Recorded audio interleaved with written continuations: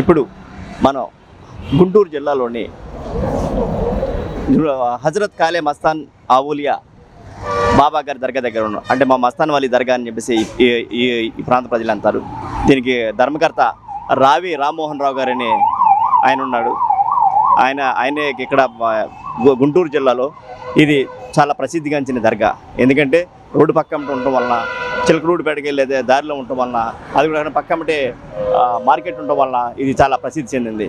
ఎందుకంటే దర్గా అంటేనే దాదాపు హిందువులు ఏంటి, ముస్లింలు ఏంటి, క్రిస్టియన్స్ అంటే ప్రతి ఒక్క మతస్థులు ఇక్కడ కుల మతాలకు అతీతంగా ఇక్కడికి వచ్చి ఇక్కడ దర్శించుకొని వెళ్ళే పవిత్రమైన స్థలం ఈ దర్గా.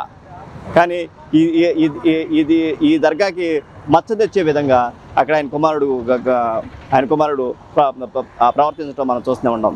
ఎందుకంటే గతంలో కనుక మనం చూసినట్టుదే వరలక్ష్మి టిఫిన్ సెంటర్ దగ్గర ఆ ప్రభాకర్ రావు గారు వాళ్ళ యొక్క కుమారుడు, ఆ ప్రభాకర్ రావుతో కలిసి ఇక్కడ ఈయన మా రామ్మోహన్ రావు గారి కుమారుడు ఉండటం కలిసి మా అందరికీ తెలిసింది. అప్పటి నుంచి ఆయన ఎస్కేప్లో ఉన్నారు. ప్రస్తుతానికి ఈరోజు ఆయన అంటే ఈరోజు నిన్న ఆయన్ని ఇక్కడ అరెస్ట్ చేయడం జరిగింది. దీనికి సంబంధించిన దృశ్యాలు మనం ఇక్కడ దర్గా దగ్గర మనం ఇక్కడ ఉన్నాము. కొంతమందిని అడిగి తెలుసుకునే ప్రయత్నం చేద్దాం. అజయ్, నిన్న ఈవినింగ్ మస్తాన్ సాయిని డ్రగ్స్ కేసులో అరెస్ట్ చేశారు కదా సార్, దీని మీద మీ అభిప్రాయం సార్? సార్, ఈ టౌన్లో గుంటూరులో విపరీతంగా జరుగుతుంది. ఇక్కడ శ్రీనివాసరావుపేట, వెంకటప్పయ్య కాలనీ అన్ని చాట్ల నుంచి జరుగుతుంది. దీని డ్రగ్స్ మాఫియా జరుగుతూనే ఉంది. కానీ దీనికి అరికట్టే వాళ్ళు ఎవరు లేరు. అరికట్టే కమిషన్ రావట్లేదు. ఇది మాత్రం జరుగుతూనే ఉంది. చేసేవాళ్ళు చేస్తూనే ఉన్నారు, కానీ కనబట్టలేదు. దీంట్లో లేడీస్ ఉన్నారు, జెంట్స్ ఉన్నారు. కానీ ఎవరు ఏంటి అనేది మనకైతే తెలియదు. కానీ శ్రీనివాసరావుపేట కాడి నుంచి, వంద్రి కాడి నుంచి, వెంకటప్పయ్య కాడి నుంచి, కృష్ణబాబు కాడి నుంచి మొత్తం ఉన్నారు. డ్రగ్స్ మాఫియా మొత్తం జరుగుతూనే ఉంది. కానీ స్టూడెంట్స్ మాత్రం విపరీతంగా చనిపోతున్నారు.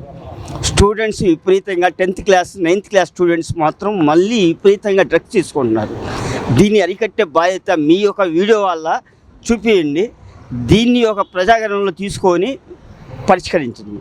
ఇప్పుడు ఇక్కడ వీళ్ళ అబ్బాయి అదైతే పూర్తిగా నేను బయట లేదు, కానీ పట్టుకున్నారనే సంగతి తెలీదు. అతనైతే మంచోడే నాకు తెలిసినంత వరకు, కానీ తెలీదు నాకు పూర్తిగా. అవగాహన అయితే లేదు. కానీ ఇప్పుడే విన్నాను, కానీ అంత లేదు. నా పేరు భవానీ అండి. సార్, నిన్న సాయంత్రం మనకి మస్తాన్ సాయిని డ్రగ్స్ కేసులో అరెస్ట్ చేశారు కదా సార్, దీని మీద మీ అభిప్రాయం?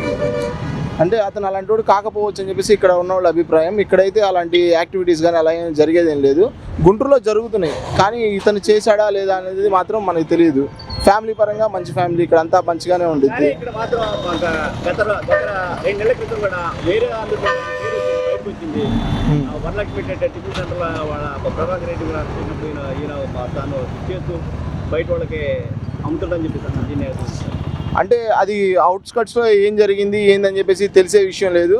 అది కాక అమ్మాయి పేరు నీలిమ సంథింగ్ ఏదో ఉంది కదండి, ఇప్పుడు లావణ్య అని చెప్పేసి అమ్మాయి వల్ల చేపించారని చెప్పి అనుకోవచ్చు. ఎందుకంటే దిలీప్ శంకర్ అనే అతను కూడా చేపించాడని చెప్పి అలా అయినా అనుకోవచ్చు.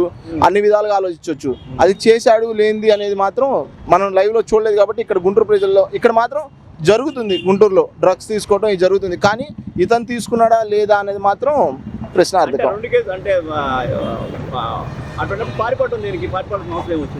అంటే పారిపోయాడంటే రోజు ఇక్కడే ఉంటున్నాడు కదా, వాళ్ళకి అవసరం అని చెప్పేసి ఇప్పుడు మీడియా ముందు వచ్చి ఓపెన్ అయ్యాడని చెప్పేసి తీసుకెళ్లారని చెప్పేసి వాళ్ళ ఇంట్లో వాళ్ళు ఆరోపిస్తున్నారు. మనం 2 వైపులు ఆలోచించాలి కదా.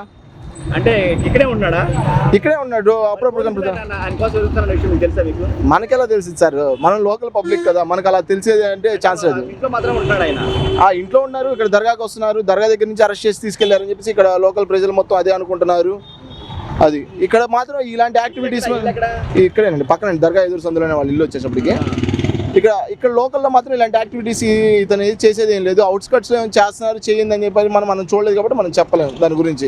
గుంటూరు ఉందని చెప్పేసి ఇప్పుడు పోలీసులు కూడా ఇప్పుడు సెబ్ ఉంది, వాళ్ళు బాగా వర్క్ చేస్తున్నారు, ఇలాంటివన్నీ బయటికి వెలికి తీస్తున్నారు.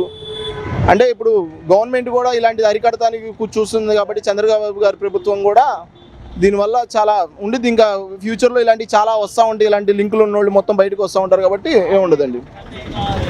Thank you. ఇప్పుడు చంద్రబాబు నాయుడు గారు 100 రోజులు డ్రగ్గుని అరికడతా ఉన్నారు. దీని మీద మీ అభిప్రాయం?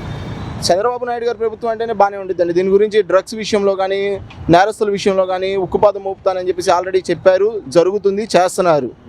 ఇప్పుడు గత ప్రభుత్వంలో జరిగింది ఈ ప్రభుత్వంలో జరగాలని చెప్పేసి ఏం లేదు. గత ప్రభుత్వంలో డ్రగ్స్ మాఫియా అన్నారు, అదన్నారు, ఇదన్నారు. అలాంటిది ఇప్పుడు అన్నీ గడిచిన 2 నెలల్లోనే చాలా వరకు కేసులన్నీ బయటకు వస్తున్నాయి. ఈ సెబ్ కూడా హోమ్ మినిస్టర్ అనిత గారి బాగా చూస్తున్నారు కాబట్టి అన్నీ బయటపడుతున్నాయి. Okay, thank you. ఈ మస్తాన్ సాయి అనే వ్యక్తి గతంలో కూడా ఇప్పుడు ఈ మధ్యకాలంలో కనుక మనం చూసుకున్నట్టే రాజు తరుణ్ లావణ్యాల దాంట్లో కూడా ఆయన కనుక ఆ కేసులో కూడా తను కూడా ఆ పేరు కూడా చాలా పెద్ద ఎత్తున వినిపించింది.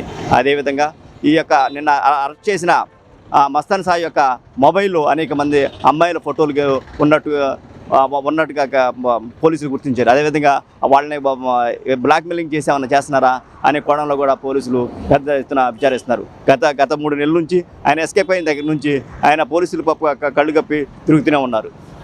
అనంతరం ఆయన నిన్న ఆయన ఆ దర్గాలో ఆయన ఇంట్లో ఉన్నట్టుగా గుర్తించిన పోలీసులు నిన్న వచ్చి అరెస్ట్ చేయడం జరిగింది.